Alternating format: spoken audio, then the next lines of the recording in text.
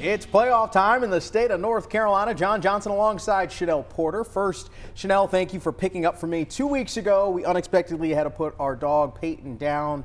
It was a tough couple weeks for us here, but you guys filled in, did yeoman's work while I was out for the regular season finale. When we were, of course, thinking about you and your family during that time, John, but we all had to step it up, you know? A lot of our teammates closed out the regular season strong. We're setting up a big night for us this Friday. Yeah, speaking of big nights, a big night out in Mount Airy. Unbeaten, the 1-seed Granite Bears road to the third straight state title runs through their backyard. The Granite Bears have not lost a game in over 2 years, and they're trying to keep that streak alive as they play host to Thomas Jefferson. First play of the game, Mount Airy wasting no time in the opening round. Tayshawn Martin takes the handoff, and he's shot out of a cannon. They're not going to get him. 62 yards to the crib.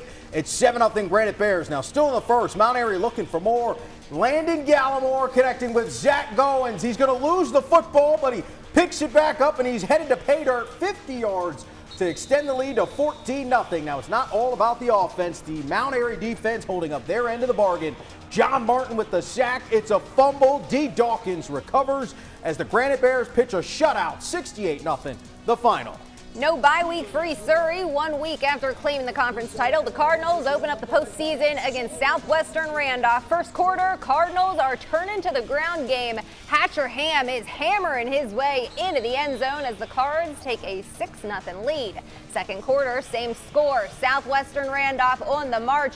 Brody Shepard has a big gain, but he's stripped of the football. East Surrey's Porter Gibson is there for the recovery. That sets up ensuing drive. Luke Bruner calls his own number, the 4-yard score, as East Surrey wins 19-7, the final. Tight one. Over the last several seasons, no team has been more consistent than Grimsley, yet the crown of the state championship has been elusive. The 1-seed Whirlies beginning their quest for their first state title since 2020. The Whirly Band ready to tune up the fight song on a Friday night for the home team. First quarter, he's a hallmark of high school playbook. Mitchell Summers with a 2-yard score. He's now had over 100 rushing touchdowns with the Whirlies as they lead 7-0.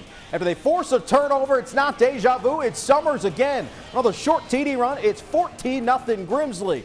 Now later in the first half, it's Faison Brandon's turn to shine. He's looking long. He's got Keane Battle in stride, 60 yards to the crib as Grimsley cruises 63-0. Well, if Grimsley has been the standard of consistency, Dudley isn't far behind. 3 seasons ago, the Panthers secured a state championship title, and now unbeaten, Dudley looks poised to make another deep run this year. Ashboro looking to upset the Panthers and create their own storybook finish. The Dudley defense has allowed just 15 points all season, and they're all over this one. Robert McCollum wraps up Logan Laughlin, a big-time loss. On the drive now from 7 yards out, LJ Southern will punch it in for the early lead. Plenty more where that came from. Jaquez Crawford hits CJ Neely on the 6-yard slant in the end zone, makes it 14-0 Panthers. It's the 8th shutout of the year for Dudley, winning 55-0. Good on offense and defense. Another unbeaten team, East Forsyth, with a tough road home matchup against Butler, trailing 7-0 in the first. East Forsyth is answering. Bryce Baker to J.P. Gilchrist in stride. It's a dime, and we're all tied up at 7. Butler looking to respond with a score of their own. Jaden Williams takes the carry, and he's met by a host of Eagles. The ball is out. It's a fumble, and the Eagles are there for the recovery. And that sets up ensuing East Forsyth drive inside the 5. Corey Blair is going to walk in untouched for 6. It's a nail-biter in K-Vegas, but East holds on for the 38-35 win. Tight game there. It's a battle of the 7-3s in Clemens. West Forsyth welcoming in Cuthbertson. The defenses will shine bright early in a scoreless first quarter. The Cavs trying to find some momentum, but the Titan defense holds strong, not letting the offense past midfield. West trying to get some points before the break. Riley Horton with the quarterback keeper finds the seam. He's got the first down and then some, but the offense stalls out. From 34 yards out, Costa Dupay's kick is good, and West Forsyth goes on to win a close one, 10-3, the final. Gotta show kickers some love. Schedule makers doing Mount Tabor no favors in the opening round. Spartans hosting one-loss Independence. The Patriots will strike first on the road. Quarterback Justin Litland will fake the handoff, and he's keeping it himself. He's in for the early Independence 7-0 lead. And after the Spartans drive stalls out, Independence back with the football. This time Litland will hand it off to Jaden Jones. He's somehow breaking free of the pile. He stays inbounds. Keep the puppies in as the Fighting Chris Petersons pull off the upset. Independence defeats Tabor 44-0. Lots of lockdown corners out there.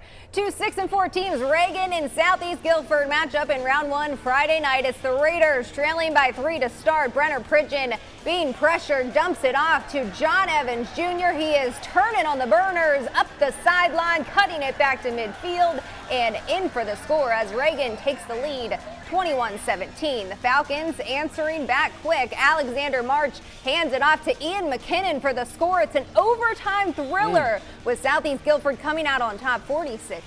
My wife said she could hear the band in our house. West Stokes taking the home matchup in an all-triad meeting with North Forsyth. Second quarter, Vikings trailing 7-3, but on the move, K-Ron Lingsley has a massive hole. That's going to move the sticks as North Forsyth is in the red zone. Now, later in the drive, Amari Mitchell rolls out of the pocket. He's looking for 6, but his pass is intercepted by Jamari Morris. However, the Wildcats would not score on the possession. Now, later in the second quarter, West Stokes is going to capitalize off of another Vikings turnover. Aiden Cherry takes the carry, and he will not be denied 6 as the Wildcats hold serve at home 28-10. We are just halfway through a jam-packed show here on High School Playbook, a season-high 16 games, Chanel. Our team stepped up big first week of the playoffs. So one of our marquee matchups in the opening round, Starmount and Andrews, the Rams beginning state play at home.